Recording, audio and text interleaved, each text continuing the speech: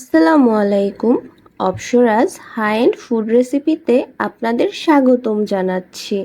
আমি আজকে বিগিনারদের জন্য আরেকটা হুইপিং ক্রিমের রিভিউ ভিডিও নিয়ে হাজির হয়ে গেলাম।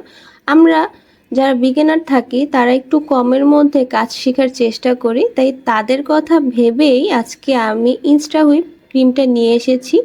আর এই ক্রিমটা দিয়েই আমি এই কেকটা ডেকোরেশন করেছি। দেখতেই বুঝতে পারছেন যে ক্রিমটা কতটুকু ভালো হতে পারে। তো চলুন আজকের এই ক্রিমটা সম্পর্কে আমরা কিছু জেনে নেই। কেকের এই ক্রিমটার প্যাকেজিংটা এরকম হয়। প্যাকেজিংটা খুবই সুন্দর প্যাকেজিং, হোয়াইট আর রেডের মধ্যে থাকে। আর উপরে এটার উৎপন্নকাল লেখা থাকে, সেটা থেকে 1 বছর পর্যন্ত আপনারা ক্রিমটা ডিপ ফ্রিজে রেখে স্টোর করতে পারবেন। অবশ্যই মনে রাখবেন দোকান থেকে এনে আপনারা এই ক্রিমটা ডিপ ফ্রিজে রাখবেন আর ব্যবহার করার 2 ঘন্টা আগে নামিয়ে রাখবেন। যখন লিকুইডই হয়ে যাবে তখন ক্রিমটা ব্যবহার করতে হবে। এখন আমি এই প্যাকেটটা কিভাবে খুলে নেই সেটাই আমি দেখাচ্ছি আপনাদেরকে। তো পুরো ক্রিমের ফেসটা এরকম হয়ে থাকে, দেখতেই পারছেন। আমার কাছে খুবই ভালো লাগে। আমি সবসময় ক্রিমগুলো এভাবে খুলে ফেলি। এভাবে খুললে ক্রিমটা সংরক্ষণ করার জন্য খুব সহজেই সংরক্ষণ করা যায়।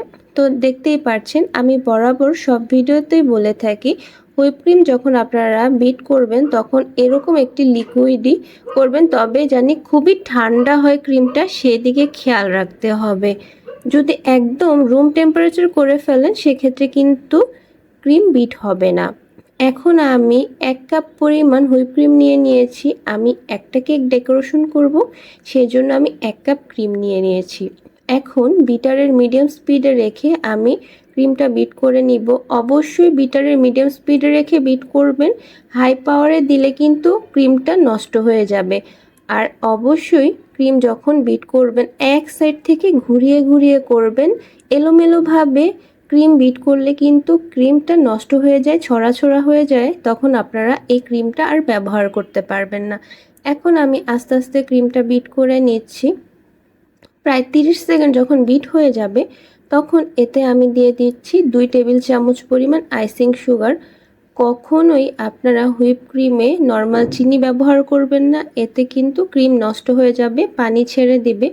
তাই সব সময় আইসিং সুগারই ব্যবহার করতে হবে। আর একটা স্প্যাচুলা দিয়ে এভাবে ঘুরিয়ে ঘুরিয়ে আপনারা বিট করে নেবেন। এখন এই যে এই আইসিং সুগারটা আমি বাসায় তৈরি করে নিয়েছি।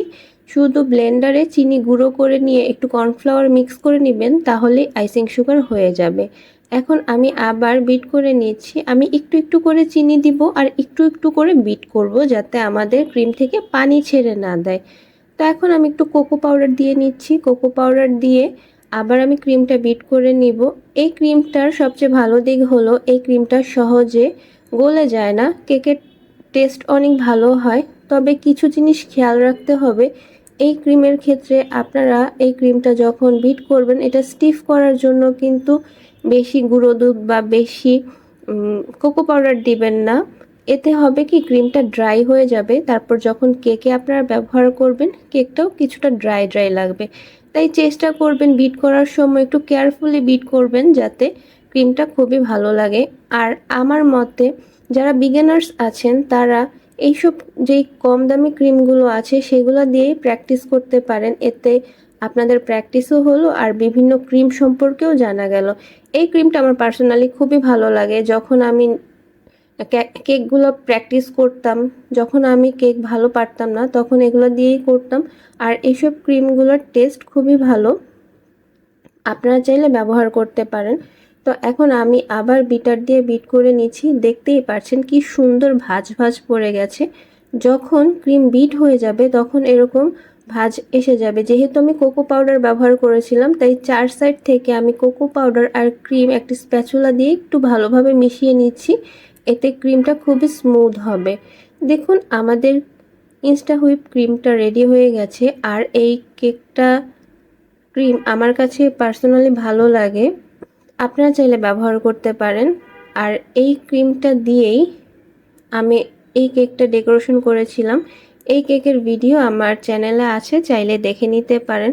আজকের ভিডিওটি কেমন লাগলো আমাকে কমেন্ট সেকশনে জানাতে পারেন। আর আমার চ্যানেলের ভিডিওগুলো যদি আপনাদের ভালো লাগে থাকে প্লিজ আমার চ্যানেলটা সাবস্ক্রাইব করবেন, লাইক কমেন্ট শেয়ার দিয়ে আমার চ্যানেলের পাশেই থাকবেন।